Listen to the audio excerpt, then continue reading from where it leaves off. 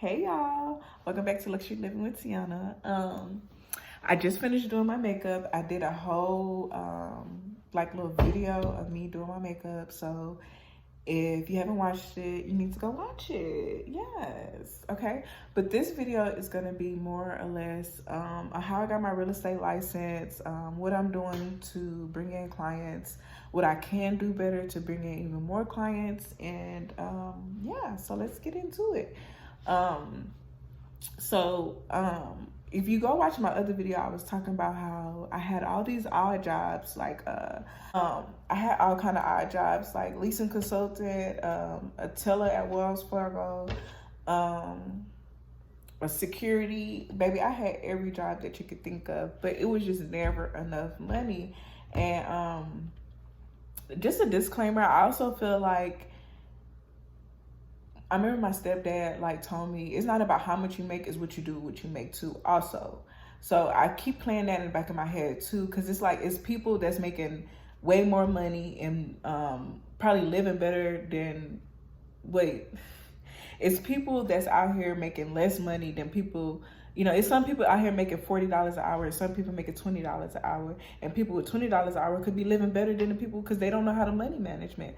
So I feel like that's the first thing, is just money management, learning how to manage your money. But at the same time, you need money to manage. So I was just like, yeah, this is good. But then like after having kids, like the expenses go up. So I was just like, yeah, this not gonna work. I need more money. I need to be able to support my household, pay my rent, pay my car note, pay car insurance, pay for daycare, pay for every time she needs something at school, pay for clothes, pay for shoes. And like I was saying in the last video, I'm a single parent. I do everything by myself. I only co-parent my son's dad. With my daughter's dad, everything is on me. Like, he doesn't help me. He doesn't call me. He doesn't do anything. So I was looking for a job that could like pretty much be the supplement for him not being there. I needed a job that could pay me what a 2-parent household would be coming in. So now going into this, I did not know that you're just not going to start off, because in my head, I like to perfect things. And like when I got my real estate license, I was like, yes, I'm gonna be making millions of dollars, but just say now. And no, that wasn't it. So it's just like a business. You have to build it. It's not gonna happen overnight. You have to build up your clientele. You have to build up the courage to go out there and tell people, hey, I'm a realtor. I do this. And for me, I'm very shy. So for me to do that, it's like, ooh, but I can get in front of the camera and post on social media all day. So I try to use that as my, okay, sorry, y'all, I had to delete a little storage, so I probably need to speed this up a little bit. But okay, so how I got my real estate license, I decided that I told you that whole story just to show you like why I wanted to get my real estate license, because I wanted more freedom, more money, and also too, it's hard to pay for daycare, like I said. So I finally decided, I was like, hey, I'm gonna get my real estate license. I'm gonna do this. I went through Aceable Agent. It's online. They usually during holidays, they have like little discounts. That's when I think I got mine during some holiday. It was like Labor Day. It wasn't really like a major holiday, but it was a holiday. And they had like a little sale. I was like, this is the time, Tiana. Go ahead, go get it. So I paid for it, and the classes were it's 6 classes that you have to take. After, what you're gonna do is you're gonna have 6 different courses. You're gonna read through the whole course. They're gonna tell you everything. And then after that course, then you take a test. You pass that test, then you move on to the next course. You gotta do that 6 times. And then after the 6th time, then you go take your state and state and national exam or whatever, and you have to pass those 2. You have to pass fingerprints. I also have an ebook. My ebook also explains all this, how I got my real estate license, what you do when you get your real estate license. I put all that in my ebook, so I'm gonna leave the link below for my ebook if you want to also purchase that. Shameless plug. But anyways, yeah, that's pretty much how I got it in a nutshell. I just went through Aceable Agent. My friend went through HCC. She said you can go through HCC. It's different options. I heard of Champions in Houston, Texas. It's good. Champions Real Estate is good if you're more of a person that needs to go to the class, because I'm not going to lie, doing it online, by yourself, you have to have your accountability, because if not, it'll take you a whole year to do something you probably could have did in 3 to 6 months. Now, I was pregnant, not that that's an excuse, but I was pregnant when I was getting my real estate license, which is another reason why I got it, because I was like, I'm gonna have my second baby, we need to be making more money. So, not to use that excuse, but it did take me a little bit longer to get my real estate license. I feel like if I was more dedicated and more focused, I could have got done faster. But it's not a lot, but it's just like reading those courses and taking those tests and read, like you gotta do that 6 times. So sometimes in between you like, ooh, okay. But what I did was, okay, you got 1 down, now you got 5 to go. Okay, now you got 2 down. Now you got this, you know what I mean? I just kept counting myself down, just saying, like, you just got 3 more to go. Come on, just do it 3 more times and you're done. You got your real estate license. So once I got my real estate license, I was like, okay, now what? Like, now you got to find a broker. Now you have to find a broker that has a good commission split, that will help you, provide training to you. I feel like the main thing is training. Get as much training as you can. Yes, you're going to take but what job have you had where you did training and then after training, they're like, okay, go out there. You're like, huh? Wait a minute. I think I need a little bit more training before I got out here. Sometimes I feel like, sorry, y'all. I feel like she purposely be coming in here it'd be like, just come on, say hi.